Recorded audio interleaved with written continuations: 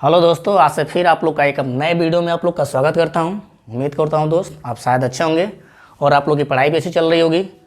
तो जैसा कि कल हमने पढ़ा वेन हीले का ज्यामिति विचार, जिसमें हमने क्या पढ़ाया था, 4 स्टेज होती हैं। हमने ये भी बताया कि आपको स्टेज 4 जो लेवल भी आपको याद करना है कि पहले लेवल, दूसरे लेवल और तीसरे और चौथे लेवल में क्या क्या बातें कही गई हैं। और आपको उसके साथ नाम भी याद करना है कि पहला चतुष्कीकरण, दूसरा जो हमारा है विश्लेषण, और तीसरा हमारा क्या था अनौपचारिक, और चौथा हमारा था औपचारिक। पहला हमने क्या बात किया कि पहले में दिखावट और भुजाओं के आधार पे बालक जो है क्या करता है, पहचान लेता है। और सेकेंड स्टेज जो हमारा विश्लेषण, जिसको हम लेवल 1 कहते हैं, इसमें हमारा क्या था कि बालक जो है कि उसके गुण के आधार पर बता लेता था कि ये त्रिभुज है या चतुर्भुज है। फिर उसके बाद आता है हमारा तीसरा स्टेज।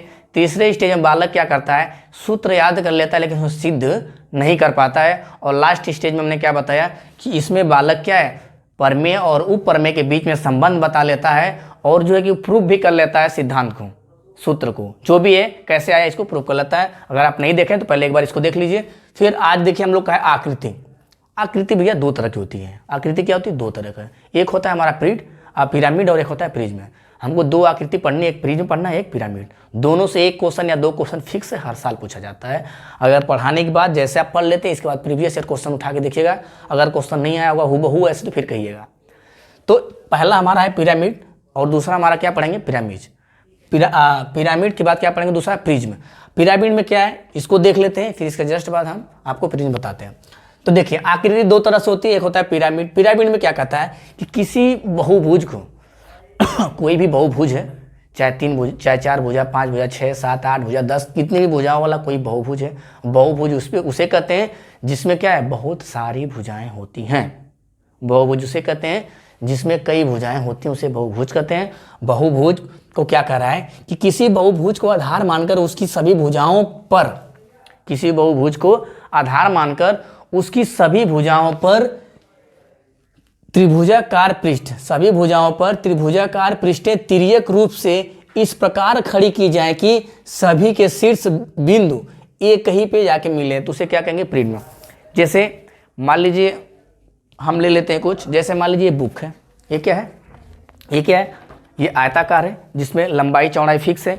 इसमें क्या करेंगे कि इसके ऊपर, इसी के ऊपर हम ऐसे फलके लगाएंगे त्रिभुजाकार। अब दिखाई दे रहा है, एक फलक ऐसे लगाएंगे, इधर से लगाएंगे, इधर से लगाएंगे, और इस तरह सबका चोटी जिसको कहते हैं, सबका जो मिड पॉइंट है एक ही जगह मिलेगा।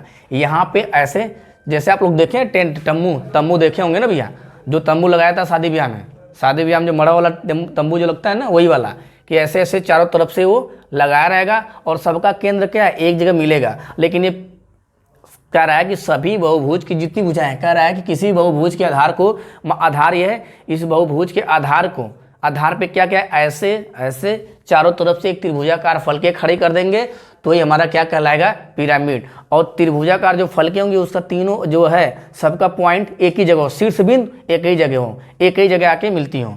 जैसे मान लीजिए ये है, यही हमारा है।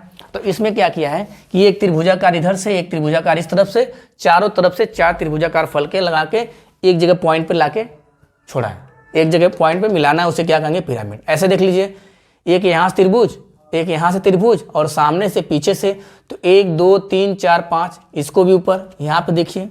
अगर इसको अच्छे से देखेंगे तो मान लीजिए यहाँ पे एक बार फिर मैं बना दे रहा हूँ। जैसे ये क्या है हमारा, ये मान लीजिए हमारा ये क्या है, त्रिभुज है, ठीक है, ये क्या है, त्रिभुज। हमने चतुर्भुज, पंचभुज, खष्टभुज, ये चतुर्भुज है जिसमें 4 भुजाएं, चतुर्भुज जिसमें 5 भुजाएं, पंचभुज जिसमें 6 भुजाएं, खष्टभुज। त्रिभुजा का हम बता दे रहे हैं। ये क्या करेंगे, ये त्रिभुजाकार है, एक पॉइंट पे क्या करेंगे, एक यहाँ से और यहाँ से क्या करेंगे, मिला दिए, तो एक त्रिभुज पीछे लग गया, हो गया भैया एक त्रिभुज पीछे। फिर इसको यहाँ से मिला दिए तो एक त्रिभुज उसके पीछे हो गया और एक त्रिभुज सामने हो गया, और तीनों की चोटी कहाँ मिल रही, एक ही जगह, शीर्ष बिंदु। तो इसे क्या कहेंगे, पिरामिड। एक बार फिर सुन लीजिए, पिरामिड उसे कहते हैं किसी बहुभुज को आधार मानकर उसके साइड पे, उसके आधार पे क्या करेंगे, त्रिभुजाकार फलके हम खड़ी करेंगे, और उस त्रिभुजाकार जो फलके होंगी उसका बिंदु, शीर्ष बिंदु एक ही जगह होना चाहिए, उसे हम क्या कहेंगे, पिरामिड। बात समझ में आ गई। अब पिरामिड में क्या पूछता है आपसे, कभी पूछ देगा कि तिर्यक पृष्ठ कितने हैं, ठीक है, कुल इसमें भुजा कितनी है, इसमें टोटल त्रिभुज कितने हैं, इसमें चतुर्भुज कितना है, ये सारी चीज़ें आपसे इसमें पूछ सकते हैं। तो पहला बात हमारा तिर्यक पृष्ठ की संख्या। तिर्यक पृष्ठ की संख्या क्या होता है, आधार में भुजा की संख्या के बराबर होता है। आधार में 4 भुजा तो तिर्यक पृष्ठ कितने, 4। देख लीजिए आधार में कितनी भुजा, 1 2 3 भुजा। आधार में कितनी भुजा भैया, एक ये है, एक 2, ये 3। अगर आधार में 3 भुजा है तो इसके पृष्ठ भी कितने होंगे, 3 होंगे। एक सामने वाला, एक उस तरफ से और एक इस तरफ से, 3 साइड से होगा। आप चतुर्भुज को ले लीजिए, चतुर्भुज है तो एक इस साइड एक, और एक सामने 2, एक पीछे 3 और एक साइड से 4। तो जितने आधार होंगे उतने ही उसके क्या होंगे, जितना आधार होगा उतने ही आधार के बराबर, जो आधार में जितनी भुजाएं होंगी उतना ही उसकी तिर्यक पृष्ठ की संख्या होगी। पहला समझ में आया। दूसरा, कुल पृष्ठों की संख्या क्या है, तो भैया 3 भुजा तो 3 साइड साइड हो गया, एक तो नीचे भी तो है, तो कितनी हो जाएगी, 4। तो ये कहा जा सकता है कि आधार में भुजा की संख्या में अगर एक जोड़ देंगे तो टोटल जो है कि उसके पृष्ठ का पता चल जाएगा, टोटल कितने पृष्ठ हैं। जैसे हमने यहाँ देखा कि देखिए एक तो ये है, एक फिर एक इस तरफ से 2, एक इधर से 3, एक इस तरफ से 4 और एक सामने से 5। तो 4 तो जो भुजा है उतने तो उसमें पृष्ठें लगेंगे ही लगेंगी, और एक जो उसका आधार है ना वो भी तो एक पृष्ठ है। तो क्या कहेंगे, कुल पृष्ठों की संख्या आधार में भुजा की संख्या के एक उसमें जोड़ देंगे तो हो जाएगी। आगे देखिए कह रहा है कुल कोनों की संख्या। कोना भैया देखिए, एक कोना यहाँ पे, एक कोना यहाँ पे, एक कोना यहाँ पर, एक कोना यहाँ पे। तो कुल कोनों की संख्या क्या कहलाएगी, आधार में भुजा की संख्या अब प्लस 1। जितना आधार है उतना तो कोना बनेगा ही बनेगा, और जो इसका एक शीर्ष बिंदु है जो वहाँ पे एक बनेगा तो क्या हो जाएगा, 5 4। तो आप देखिए इसमें 4 है तो इसमें कितने बनेगा, 5। इसमें 1 2 3 4 5 6, इसमें कितने बनेगा, 6। तो इसमें हम कह सकते हैं कोना, इसमें कोना 6 बनेगा, इसमें कोना 5 बनेगा। 1 2 3 4 5, इसमें पृष्ठ कितना बनेगा, इसमें पृष्ठ 5 बनेगा। इसमें पृष्ठ कितना बनेगा, 1 2 3 4 5, 5 साइड है तो एक एक्स्ट्रा बन जाएगा। तो इसमें पृष्ठ कितना बनेगा, 6 बनेगा, और कोना भी 6 बनेगा। तो यहाँ से एक चीज़ समझ में आई कि कुल पृष्ठों की संख्या और कुल कोनों की संख्या देख रहे हैं आपस में क्या है, बराबर। कोई एक फॉर्मूला इसमें से लर्न कर लीजिए, दोनों काम हो जाएगा। ठीक है, कोई एक फॉर्मूला लर्न कर लीजिए, इसमें दोनों काम आपका हो जाएगा। अब चाहे कुल पृष्ठों की संख्या पूछे चाहे कुल कोनों की संख्या पूछे, दोनों क्या होगी, सेम होगी। किसमें, पिरामिड में। तो पिरामिड में भैया चाहे कोनों की संख्या पूछे चाहे पृष्ठों की संख्या पूछे, वो कुल पृष्ठ पूछे चाहे कुल कोनों की संख्या पूछे, दोनों क्या होगी, सेम होगी। अब बस केवल पृष्ठ पूछे तो आधार में जितनी संख्या उतनी होगी, लेकिन जब कुल पृष्ठ पूछे तो एक बढ़ जाएगा। अगला कह रहा है कुल कोरों की संख्या। कोर का मतलब समझ रहे क्या होता है, कोर का मतलब भुजा, कोर का मतलब भुजा। तो पूछ रहा है कि कुल कोरों की संख्या कितनी होगी, कुल भुजाओं की संख्या कितनी होगी। तो आधार में कुल भुजा की संख्या क्या हो जाएगा, दुगना। देख लीजिए दुगना कह रहा है, तो 3 है तो 3 का दूना कितना हो जाएगा, यहाँ 3 है ना, तो 3 का दूना कितना हो जाएगा, 6 हो जाएगा। ठीक है, आप कैसे 6 हुआ है इसको देख लीजिए, 1 2 3, इसको नोट कर रहे हैं, इसको ध्यान से देखते रहिएगा। 1 2 3, 3 तो यही हो गया, एक ये 4 और एक 5 और एक ये 6। इसमें देख लीजिए 1 2 3 4 5 6, ये हो गया। एक ये 7 8 9 10 11 12, तो इसमें 6 है तो 6 में 2 गुणा कर देंगे तब भी आ जाएगा 6 दूना 12। या आप काउंट भी कर सकते हैं, अगर कोई फॉर्मूला भूल भी जाते हैं तो आप काउंट कर सकते हैं। अगला देखिए इसमें 1 2 3 4 5, अब 5 ऐसे हैं तो कितना हो गया 10। तो इसमें क्या है 5 × 2। तो अब हमको लगता है आकृति आप लोग को अच्छे समझ में आ गया होगा।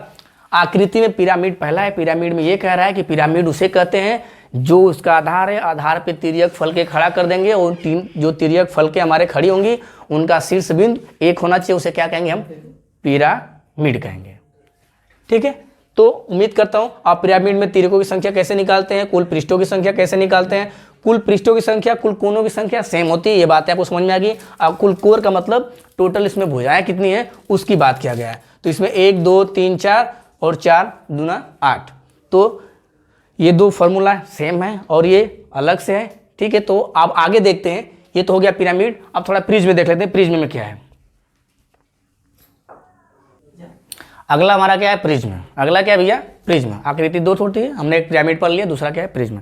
प्रिज्म में क्या है, इसको ध्यान दीजिए।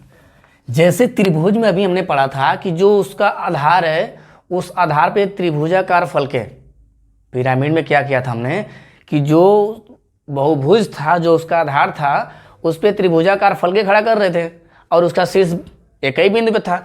लेकिन इसमें क्या है कि जहाँ त्रिभुजाकार फलके खड़ा कर रहे थे, अब यहाँ चतुर्भुज, इस यहाँ पे क्या है, आयत कर सकते हैं। आयताकार फलके क्या करना है, आपको खड़ा करना है। एक बार देख लीजिए, किसी बहुभुज को आधार मानकर इसकी सभी भुजाओं पर आयताकार फलके ऊर्ध्वाधर खड़ी करके, जो आधार है आधार को पहले सीधा सीधा खड़ा कर लीजिए टेंट की तरह, ठीक है। और टेंट के बाद ऊपर क्या लगा दिए, छतरी। जब टेंट लगाया जाता है सेम वैसे ही काम करना है आपको। आयताकार फलके ऊर्ध्वाधर खड़ी करके आधार के सर्वागसम ढक्कन बंद कर दिया जाए तो उसे क्या कहते हैं हम, प्रिज्म। पिरामिड में क्या था भैया, जो हमारा पिरामिड था, पिरामिड में जो टेंट लगता था वो शादी वाला लगता था, जो मड़वा वाला होता है, किनारे किनारे से कोन पे बांधा जाता है, जैसे साड़ी उड़ी आप देखे होंगे, ठीक है। तो वो था पिरामिड। आप प्रिज्म में क्या है कि टेंट की तरह हो जाएगा, जैसे टेंट लगा तंबू की तरह, उस पर छतरी लगा देंगे, जैसे छत ढाला जाता है, छत, ठीक है। तो ये हो जाएगा। अब जैसे देख लीजिए, हम ये आयत है 4 भुजा वाला, और इसके ऊपर हमने टेंट की तरह खड़ा कर दिया, फिर उसके बाद उसके ऊपर क्या लगा दिया, ढक्कन। यहाँ पे अच्छे से देख लीजिए एक बार फिर से, ये हमारा क्या है, आयत है, आयत हो गया। अब इसी के ऊपर क्या करना है कि हमको छत लगाना है इसी के ऊपर। तो क्या करेंगे, इसको हम यहाँ से, अब ये इस पे, तो ये क्या लग गया, आप देखेंगे कि डंडा पे खड़ा करके इसको क्या है, ढका गया है। तो 4 फलक थी ये, और चारों फलक के ऊपर क्या क्या, एक ये है, इस पे एक डंडा लगाया गया है, और एक ये है, इस पे देखिए यहाँ पे एक है, और एक यहाँ पे है, और एक यहाँ पे। तो ये चारों भुजाओं पे 4 डंडा देखिए, 1 2 3 4। अब इसके ऊपर ये ढक्कन लगा दिया गया है। क्या लगा दिया गया इसके ऊपर, ढक्कन। ये ढक्कन हम ब्लैक कर दे रहे हैं, पहचान लीजिए। ये क्या है हमारा, ये ढक्कन लगा हुआ है इसके ऊपर। ये क्या लगा है, ढक्कन। और ये नीचे हमारा क्या है, आधार। आधार के ऊपर बांस ऐसे खड़ा किए, उसके ऊपर लगा दिए ढक्कन। तो हमारा क्या बन गया, प्रिज्म। सेम उसी तरह इसमें भी है, देखिए ये आधार है, ये आधार है। आधार पे हमने ये क्या है, बांस गाड़ दिया, चाहे पोल लगा दिया, पोल के ऊपर क्या किया हमने, उस पर से ढक्कन लगा दिया। ये तो ये क्या बन गया, प्रिज्म। सेम ऐसे देखिए, खष्टभुजा, इसको चतुर्भुज, पंचभुज, खष्टभुज, ठीक है। ये चतुर्भुज है, त्रिभुज है, ये खष्टभुज है, ये खष्टभुज है, पंचभुज। इसमें 5 भुजा पंचभुज, 6 भुजा खष्टभुज, 4 भुजा चतुर्भुज, 3 भुजा त्रिभुज। और इसमें अगर प्रिज्म की, पिरामिड की बात करें तो शीर्ष एक पे होगा, और प्रिज्म की बात करें तो ऊपर से ढक्कन लगा देंगे। तो हमको लगता है अब आप लोग को समझ में आ गया होगा प्रिज्म क्या है। अब इसमें निकालते कैसे, पार्श्व पृष्ठ की संख्या आधार में भुजा की संख्या के बराबर। पार्श्व पृष्ठ क्या होता है, जितने इसके पार्श्व पृष्ठ हैं जो आधार में जो है उसी का सेम क्या, उसका पार्श्व पृष्ठ। 1 2 3 4 5। पार्श्व पृष्ठ के लिए सबसे अच्छा एग्जाम्पल हम आपको दे दें, देखिए जैसे ये है, ये हमारा क्या है ध्यान दीजिए भैया, ये क्या है, आयत। ये देखा जाए तो क्या है, आयत। पार्श्व पृष्ठ का मतलब होता है किसी वस्तु को जब फेंकेंगे कितनी तरीके से उसे रख सकते हैं। पार्श्व पृष्ठ का मतलब ये होता है कितने तरीके से उसे रख सकते हैं। ये देखेंगे बस यहाँ से यहाँ तक ये क्या है, आयत है। इसको 1 2 3 4 5 6। तो आधार में भुजा की संख्या जितनी होती है उतने क्या होते हैं उसके पार्श्व पृष्ठ। आधार में भुजा की संख्या जितनी होती है उतनी पार्श्व पृष्ठ। ये नीचे रखा गया है, देखिए 1 2 3 4 पार्श्व पृष्ठ। जैसे कमरे में आप बैठे हैं तो कमरे में जो साइड की दीवार होती है उसे पार्श्व पृष्ठ कहते हैं। और जब कुल पार्श्व पृष्ठ कहे तो ऊपर और नीचे दोनों को ऐड कर लेते हैं। एक बार फिर से, पार्श्व पृष्ठ कह रहा है कि पार्श्व पृष्ठ वो होता है अगर किसी कमरे में बैठे हैं तो जो दीवार होती है चार वही उसका पार्श्व पृष्ठ होता है। तो यहाँ कहा गया है पार्श्व पृष्ठ की भुजा जो है आधार में भुजा की संख्या के बराबर होगा। तो आधार में भुजा की संख्या 4 है तो दीवार भी कितनी बनेगी, 4। 3 भुजा है तो दीवार कितनी बनेगी, 3। 5 भुजा तो कितनी दीवार बनेगी, 5। 6 भुजा तो कितनी दीवार बनेगी, 6। जितना दीवार हम खड़ा कर सके वही हमारा क्या होता है, पार्श्व पृष्ठ होता है। तो इसमें 4 भुजा है तो पार्श्व पृष्ठ कितने हो जाएंगे, पार्श्व पृष्ठ कितने हो जाएंगे, 4। तो इसमें पार्श्व पृष्ठ 3, इसमें पार्श्व पृष्ठ 5, इसमें 6। ये बातें समझ में आएगी। पार्श्व पृष्ठ जिसमें जितना आधारों की संख्या उतना ही उसके क्या होंगे, पार्श्व पृष्ठ होंगे। अब कह रहे कुल पृष्ठों की संख्या अब कुल पृष्ठों की संख्या, अब जो दीवार है, दीवार के साथ साथ ऊपर का जो छत है उसे लेंगे और जो नीचे की धरती है उसे भी लेंगे। तो एक ऊपर एक नीचे बढ़ कितना हो गया, 6 हो गया। तो ये हो गया कुल पृष्ठों की संख्या, चाहे कुल पार्श्व पृष्ठ, कुल पृष्ठों की संख्या लिख दे चाहे कुल पार्श्व पृष्ठ लिख दे, वो क्या हो जाएगा, आधार में जितनी भुजाएं हैं उसमें 2 ऐड कर लेंगे, एक ऊपर वाले को छत को, एक नीचे वाले को। बात समझ में आई, एक ऊपर एक नीचे। कमरे में आप बैठे हैं, चारों दीवार को ले लिए साइड साइड तो पार्श्व पृष्ठ, और छत को भी ले लिए और नीचे के भी ले लिए तो क्या हो गया, वो कुल पृष्ठ हो सकता है या कुल पार्श्व पृष्ठ। यहाँ तक बात समझ में आ गई। तीसरा देखिए, कह रहा है कुल कोनों की संख्या, कुल कोनों की संख्या। अब कमरे में बैठे भैया, कोना देख लीजिए, 4 कोना नीचे 4 कोना ऊपर। अगर कमरे में बैठे हैं, अगर 4 दीवार है तो 4 कोना नीचे बनेगा, 4 कोना ऊपर 8। अगर 5 दीवार है तो 5 कोना नीचे बनेगा, 5 कोना ऊपर 10। अब ऐसे भी काउंट कर सकते हैं, नहीं तो आप क्या करेंगे, आधार में भुजा की संख्या गुणे 2, आधार में भुजा की संख्या गुणे 2। आधार में भुजा कितना है इसमें, 4, तो कितना 2 गुणा करेंगे 8। इसमें 3, 3 दूना के 6, इसमें 5, 5 दूना के 10, इसमें 6, 6 दूना के 12। आप काउंट करना चाहते तो काउंट भी कर लीजिए। एक कोना यहाँ, एक कोना 2, ये हो गया 3, ये हो गया 4, ये हो गया 5, ये हो गया 6, ये 7 और 1 8। आप इसको नहीं लेंगे ना इसको लेंगे, क्योंकि तो दीवार है ना, ये तो दीवार है, बात समझ में आई। इसको नहीं लेंगे तो दीवार है। अब यहाँ देखिए 1 2 3 4 5 6, 1 2 3 4 5 6 7 8 9 10। अब यहाँ 1 2 3 4 5 6 7 8 9 10 11 12। आप काउंट भी कर सकते हैं, अगर आपको फार्मूला लाना है तो फार्मूले से भी कर सकते हैं। अब अगला कह रहा है कि कुल कोरों की संख्या। कोर का मतलब भैया कितने में कोर है, मतलब कितना उसमें लगा है। दीवार तो है, तो कोर का मतलब साइड, ये कह सकते हैं भुजा। भुजा में कितना गुणा करेंगे, 3 का। ये 4 है तो 4 में 3 गुणा कर देंगे, क्या आ जाएगा 12। 12 कैसा है इसको देख लीजिए, एकदम ध्यान से देखिएगा। ये 1 है, 2 है, 3 है और एक 4। 4 तो नीचे हो गया, फिर इसके बाद ये खड़ा साइड में 5, ये हो गया 6, ये हो गया 7 और ये हो गया 8। 8 के बाद 4 ऊपर है, ये हो गया 9, ये हो गया 10, ये हो गया 11, ये हो गया 12।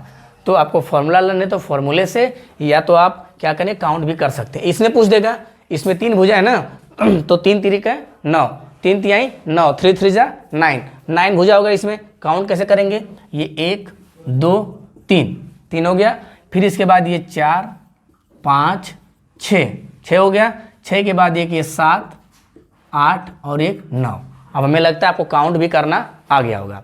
तो पार्श्व पृष्ठ की संख्या क्या कहेगा कि जो आधार में भुजा होगी उतने उसके पार्श्व पृष्ठ लगेंगे। तो जो उसका फॉर्मूला सेम उसका फॉर्मूला ये भी है।